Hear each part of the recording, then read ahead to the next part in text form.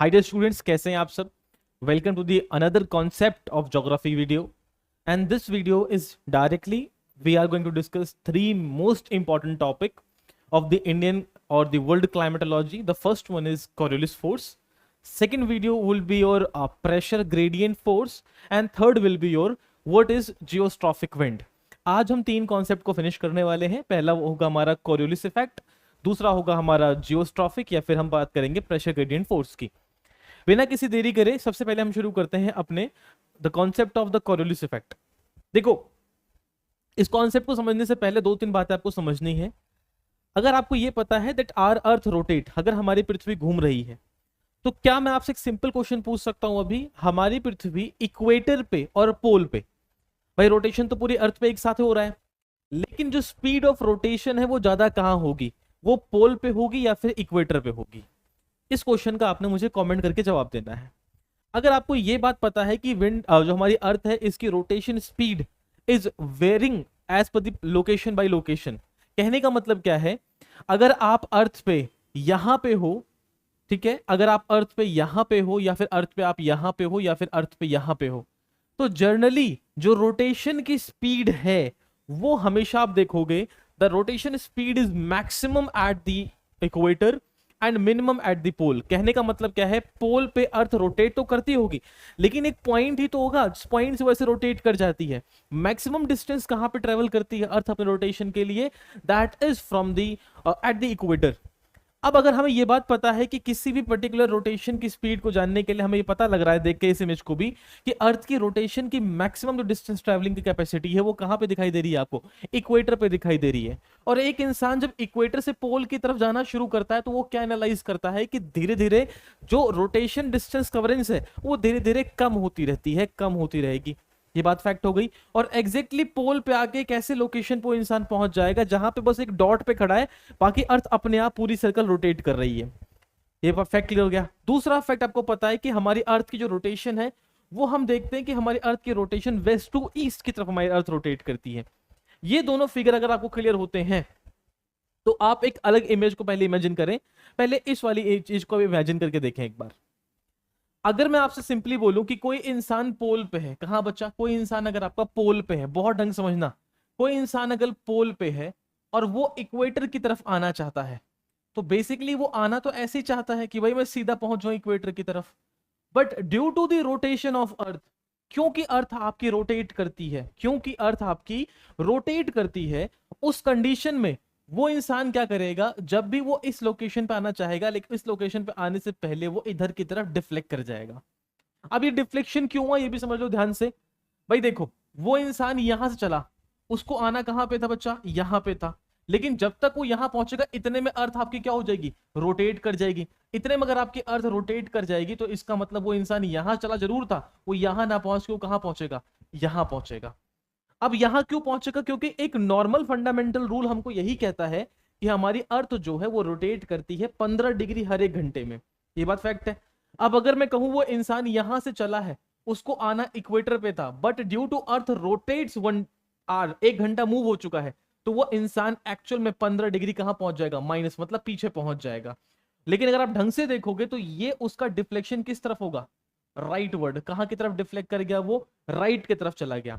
अब इसको ढंग से इमेजिन करना है आप लोगों ने, तभी चीज का समझ भी आएगी, अदरवाइज कोरियोलिस सबसे डिफिकल्ट कॉन्सेप्ट में से एक है।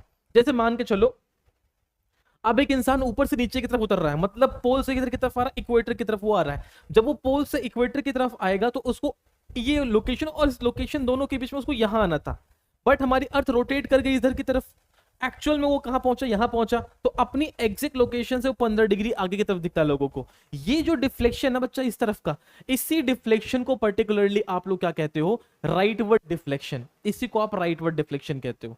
और अच्छे से जब हमने ज्योग्राफी को स्टडी किया तो ज्योग्राफी में ये फैक्ट समझ आया हमको कि अगर आप नॉर्थ हेमिस्फेयर में हो, कहने का मतलब अगर आप नदर्न हेमिस्फेयर में हो, ये आपकी अर्थ है, ये आपका इक्वेटर है। अगर आप इक्वेटर से नॉर्थ हेमिस्फेयर में हो, इससे फर्क नहीं पड़ता कि आप ऊपर से नीचे आ रहे हो या फिर आप नीचे से ऊपर जा रहे हो, आप हर एक एंगल पे डिफ्लेक्शन किधर की तरफ करोगे, राइट वर्ड ही डिफ्लेक्ट करोगे। कहने का मतलब अगर कोई इंसान पोल से इक्वेटर की तरफ आएगा तो वो इधर मुड़ जाएगा, भले उसको आना यहां पे था बट वो मुड़ कहां जाएगा, इधर मुड़ जाएगा। अगर कोई इंसान यहां कहां से चला था बेटा, वो चला था आपका पोल से इक्वेटर की तरफ, ठीक है। अगर कोई इंसान इक्वेटर से पोल की तरफ जाएगा लेकिन वो नॉर्थ हेमिस्फीयर में जा रहा है, तो अब वो किधर डिफ्लेक्ट कर जाएगा, राइट वर्ड ही डिफ्लेक्ट कर जाएगा। याद रखना, चाहे आप पोल से इक्वेटर पे आओ, चाहे इक्वेटर से पोल पे जाओ, आपका डिफ्लेक्शन कोरियोलिस इफेक्ट का नदन हेमिस्फीयर में हमेशा किधर रहेगा, राइट वर्ड रहता है। हमेशा आप राइट वर्ड डिफ्लेक्ट करोगे। जब आप ग्लोबल विंड सिस्टम पढ़ते हो, किस तरीके से हवाएं चलती हैं, तो उसमें भी जब आप हवाओं को बनाते हो, जब भी आप ग्लोबल विंड सिस्टम को बनाते हो, तो आप क्या बनाते हो, जनरली आप हमेशा जब ग्लोबल विंड सिस्टम बनाने की कोशिश करते हो तो आप यहां रखते हो 0, 0 के ऊपर 30, 30 के ऊपर 60। तभी आपने रियलाइज किया कि 30 से 0 की तरफ जो हवाएं होती हैं वो हमेशा ऐसे ही क्यों आती हैं। अब आपको समझ आनी चाहिए बात, वो हवाएं एक्चुअल में सीधी आनी चाहती हैं, but due to the Coriolis effect वो क्या हो जाती हैं, राइट वर्ड डिफ्लेक्ट हो जाती हैं। अच्छा, अब यही हवाएं अगर ऊपर की तरफ जाएंगी तो ये सीधी नहीं जाएंगी, ये भी राइट डिफ्लेक्ट करेंगी, तो ये इधर डिफ्लेक्ट कर जाती हैं। इनका ये डिफ्लेक्शन भी राइट वर्ड डिफ्लेक्शन है। यही कोई हवा अगर पोल से इधर की तरफ आएगी तो फिर से किधर हो जाएगी, राइट वर्ड डिफ्लेक्शन इधर का हो जाएगा। इसका मतलब जो ग्लोबल विंड सिस्टम आप राइट या लेफ्ट डिफ्लेक्शन बनाते हो, वो एक्चुअल में नॉर्थ हेमिस्फीयर में अगर कोई हवा पोलर साइड से इक्वेटोरियल साइड आएगी तो वो राइट वर्ड डिफ्लेक्ट करेगी, उसका राइट डिफ्लेक्शन इधर होता है। अगर कोई हवा इक्वेटोरियल से पोलर की तरफ जाएगी वो फिर राइट डिफ्लेक्ट ही कर रही है, लेकिन अगर आप एंगल चेंज कर दोगे तो राइट अब इधर हो जाएगा। तो चाहे वो इधर जाए चाहे इधर जाए, इन दोनों को राइट डिफ्लेक्शन ही कहते हैं नॉर्थ हेमिस्फीयर में। बट वहीं अगर आप साउथ हेमिस्फीयर मतलब इक्वेटर के जैसे नीचे आओगे, कंप्लीट रिवर्सल हो जाएगा। यहां पे डिफ्लेक्शन किधर की तरफ होता है, यहां डिफ्लेक्शन लेफ्ट की तरफ होता है। अब इसको फोकस करके यहां ध्यान दे लो कि भाई कोरियोलिस इफेक्ट एक फ्रिक्शनल इफेक्ट है जो कि विंड्स पे, ओशन करंट पे, ये सब पे लगता है, जो कि अर्थ पे चीजों को कर्व शेप में चेंज कर देता है, डायरेक्शन को। क्यों चेंज कर देता है, क्योंकि रोटेशन की वजह से नॉर्थ हेमिस्फीयर में डिफ्लेक्शन राइट वर्ड होता है, रोटेशन की वजह से सदर्न हेमिस्फीयर में डिफ्लेक्शन लेफ्ट वर्ड होता है।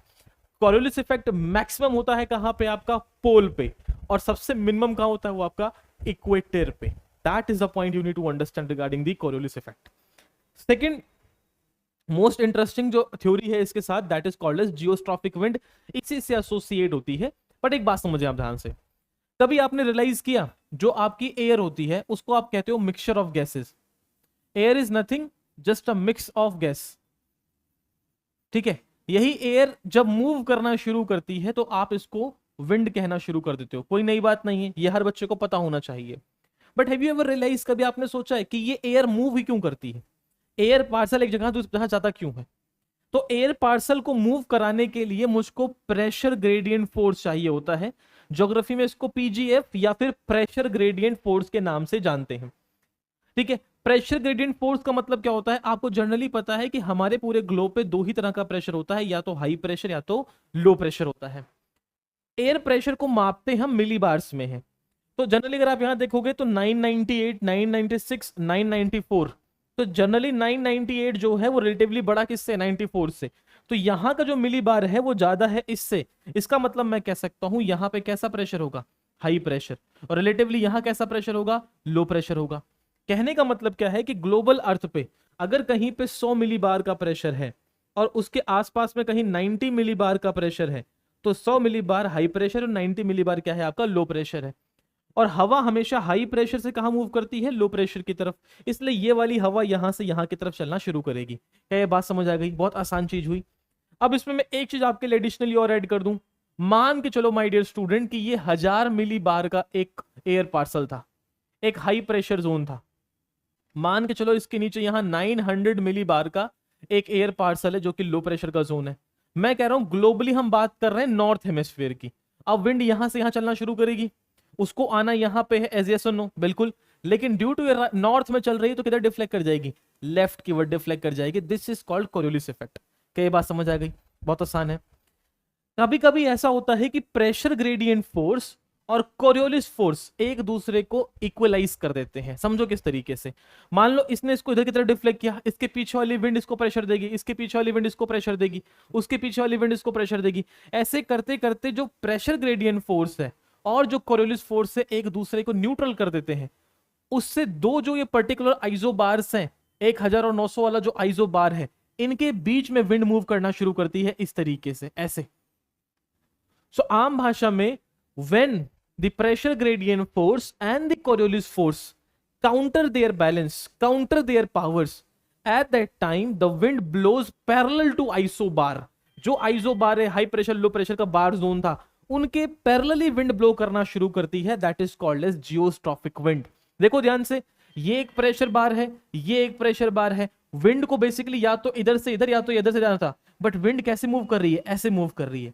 तो ये आइसोबार, ये आइसोबार, ये प्रेशर ग्रेडियंट फोर्स, ये प्रेशर ग्रेडियंट फोर्स. डिफ्लेक्शन के लिए बीच में क्या लगता है, Coriolis force. But Coriolis force and pressure gradient force ने दूसरे को इक्वलाइज कर दिया, इसलिए जो विंड है वो स्ट्रेट लाइन में किसके ब्लो कर रही है बेटा, प्रेशर ग्रेडियंट फोर्स के स्ट्रेट लाइन में ब्लो करती है. इसी को अपन कहते हैं geostrophic wind. I hope you understand what is Coriolis effect, what is pressure gradient force, and what is geostrophic wind. Do comment for the next concept. I'll bring it out, and thank you so much. See you in the next one.